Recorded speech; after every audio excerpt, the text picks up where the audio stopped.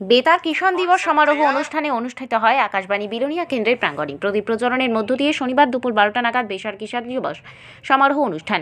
বেতারের মাধ্যমে অন্নদাতা কৃষকদের উৎসাহিত করার লক্ষ্যে আকাশবাণী বিলোনিয়ার উদ্যোগে অনুষ্ঠিত হয় এই দিবস।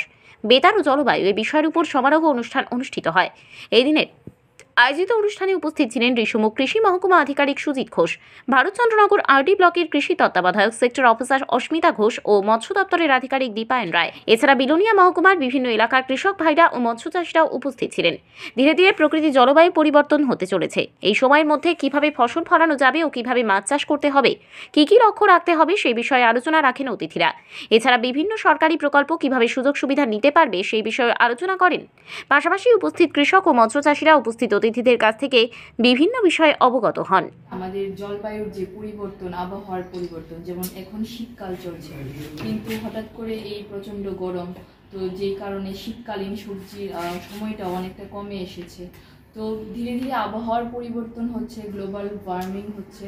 তো সেই কারণে আমাদের এগ্রিকালচার যে নতুন নতুন যে টেকনোলজি আসছে সেটা ব্যবহার করে আমাদের কিভাবে আমরা উৎপাদন বাড়াতে পারবো সেটা দেখতে হবে।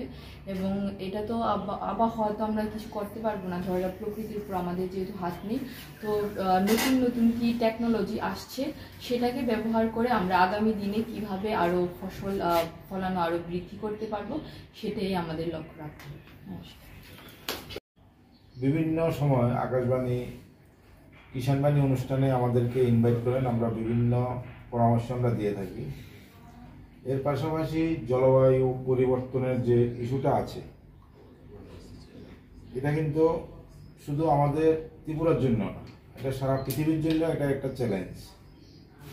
তো এটা মোকাবেলা করার জন্য আমাদের এখন যে ফসলগুলো আমরা করছি, আগামী দিনে এটা হয়তো পরিবর্তন হয়ে যাবে। আপনারা দেখেছেন আগে আমাদের এখানে কৃষকরা আউশ ধান করত, তখন জলের স্তর অনেক উপরে ছিল, চৈত্র মাসে ওরা আউশ ধান লাগাতো। এখন কিন্তু কোথাও দেখা যায় না যে আউশ ধান করে, এটা অলরেডি কৃষকের খাতা থেকে বাদ হয়ে গেছে।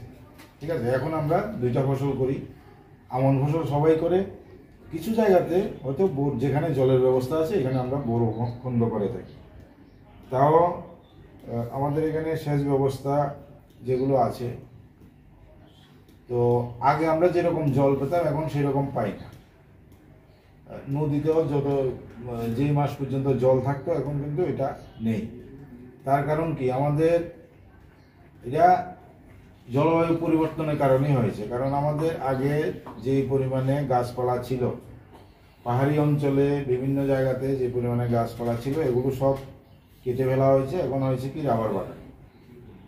তো এখানে বৃষ্টির পরে যে